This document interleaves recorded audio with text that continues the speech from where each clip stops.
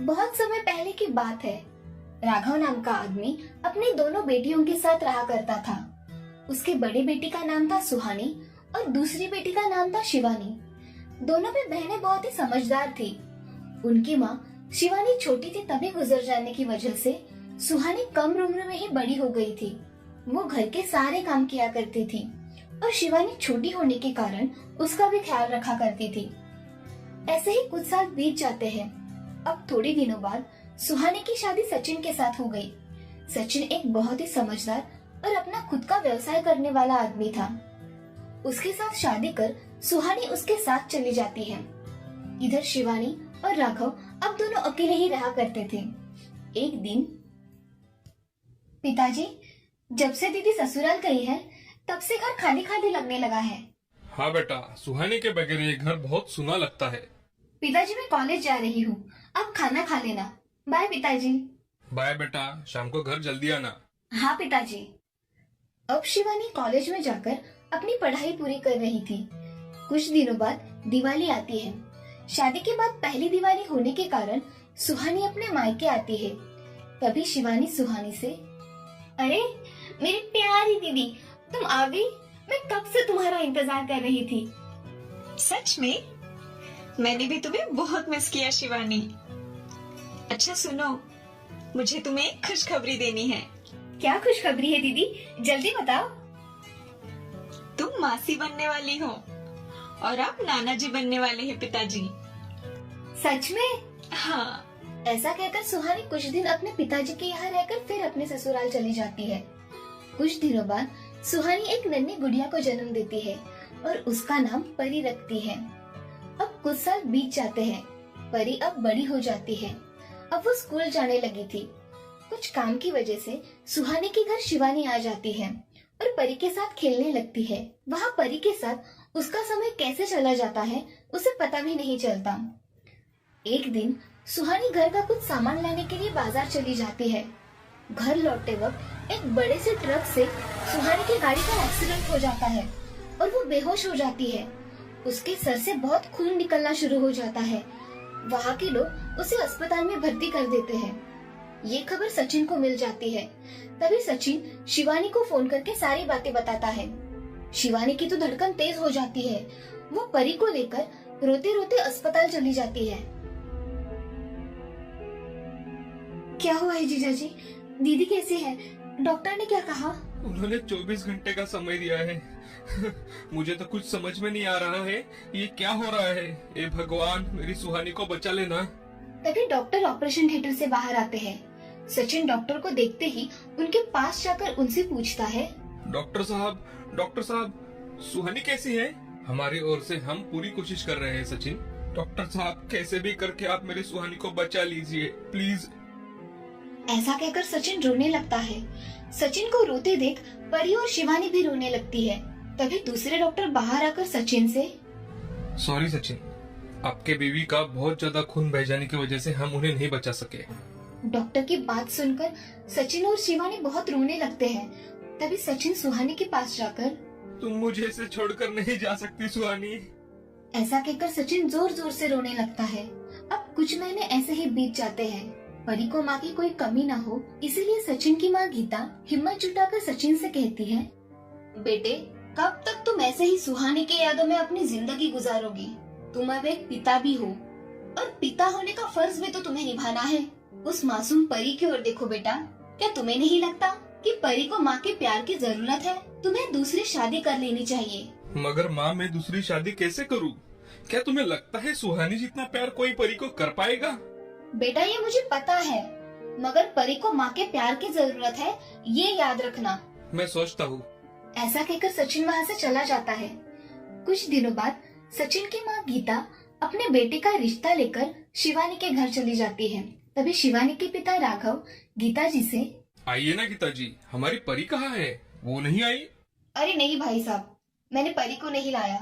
मुझे आपसे कुछ जरूरी बात करनी थी, इसीलिए मैं आपके पास आई हूँ। हाँ बोलिए ना, आपको क्या बात करनी है?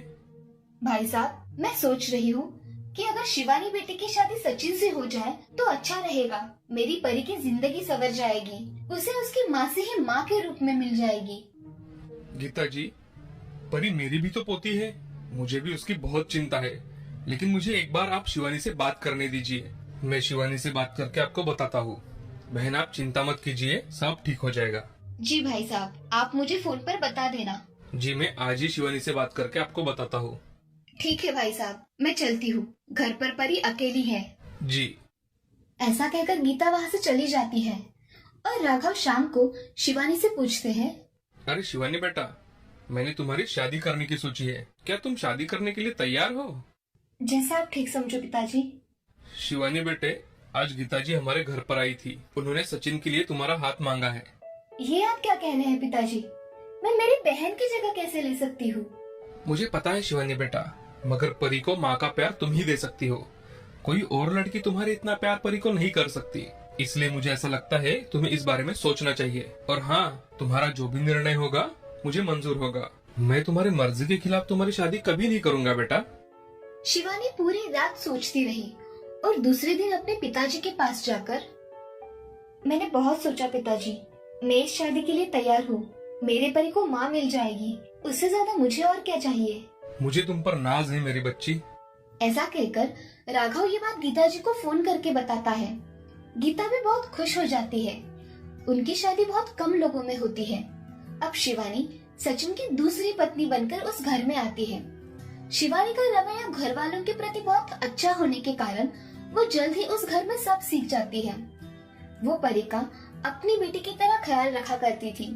उसका खाना पीना तथा उसका स्कूल से जाने तक का सारा काम शिवानी खुद से किया करती थी। ये सब देख सचिन की माँ गीता भी बहुत खुश थी। मगर बुढ़ापे में लंबी बीमारी के कारण सचिन की माँ चल बसी। बाद में उनके परिवार में सचिन, परी और शिवानी रह गए। अब ऐसे ही 1 साल बीत जाता है। शिवानी एक सुंदर से लड़के को जन्म देती है। परी भी बहुत खुश थी क्योंकि अब उसके साथ खेलने के लिए उसका भाई आया था। अब शिवानी अस्पताल से घर पर आती है और शिवानी के मन में एक विचार आता है, अब मेरे बच्चे के सारे अधिकार इस परी के साथ बांटे जाएंगे। मुझे खुद को बदलना चाहिए। मुझे मेरे बेटे के बारे में सोचना चाहिए। अब शिवानी का परी के प्रति व्यवहार बदल जाता है। वो उससे सौतेले जैसा व्यवहार शुरू कर देती है। परी को समझ में ही नहीं आता कि उसकी माँ को हुआ क्या है। तभी परी शिवानी से, माँ तुम अब मुझसे ऐसा व्यवहार क्यों करती हो? मैं तो तुम्हारी परी हूँ ना। मैं तुम्हारी माँ नहीं हूँ, मैं मेरे बच्चे की माँ हूँ। तुम्हारी मैं मासी हूँ, समझी? मुझे तुम मासी ही कहा करो और मुझे कुछ नहीं हुआ है। मैं जैसा कहूँ वैसा ही करना, समझी? हाँ माँ, तुम जैसा कहोगी मैं वैसा ही करूँगी। अब शिवानी परी को बहुत भला बुरा कहने लगी थी। उससे घर के सारे काम करवाती थी। ऐसे ही एक दिन शिवानी अपने घर के बड़े बड़े बर्तन निकालकर उसे साफ करने के लिए देती है। तभी परी अपनी मासी से, मासी मेरे से ये बर्तन उठाए नहीं जाते, मैं इन्हें कैसे साफ करूं? वो मुझे नहीं पता, मुझे शाम तक सारे बर्तन साफ चाहिए, समझी? ऐसा कहकर शिवानी वहाँ से चली जाती है। अब परी को उसकी बात पर रोना आता है और अपनी माँ की उसे बहुत याद आती है। माँ तुम मुझे छोड़कर क्यों चली गई? यहाँ सब लोग बुरे हैं। परी फूट फूट कर रोने लगी। उसकी ये बातें शिवानी के कान पर पड़ती है और वो वहीं से मुड़कर परी के पास चली आती है। क्यों रे परी, अब ज्यादा जुबान चल रही है ना तेरी? ऐसा बोलकर शिवानी उसके गाल पर इतने जोर से चाटा मारती है कि उसकी 5 उंगलियां उसके गाल पर साफ दिखाई देती है। परी बहुत रोने लगती है और रोते रोते अपना काम करने लगती है। काम हो जाने के बाद परी किचन में जाकर खाना पकाने के लिए चली जाती है और तभी उसके हाथ से दूध नीचे गिर जाता है। अरे करमजली, अब क्या मेरा नुकसान करके छोड़ेगी क्या? ये देखो कितना दूध गिरा दिया तुमने। ये सब देख बड़े गुस्से में शिवानी वहाँ रखी हुई कलची को गैस पर गरम करके परी के हाथ को चटका लगा देती है। उसे बहुत दर्द होता है और बहुत जोरों से चिल्लाती है और अपने कमरे में रोती रोती चली जाती है और वहाँ जाकर सो जाती है। कुछ देर में सचिन घर आता है तो उसे परी दिखाई नहीं देती। वो शिवानी से, अरे शिवानी, परी कहाँ है? वो खाना नहीं खाएगी? अजय आज खेल खेल के बहुत थक गई थी, इसीलिए परी खाना खा के जल्दी सो गई है। अच्छा। सचिन खाना खाकर सो जाता है, लेकिन उसे उस रात अच्छे से नींद नहीं आती, तो वो परी को देखने उसके कमरे में चला जाता है। तभी उसे उसकी आंखों पर विश्वास नहीं होता।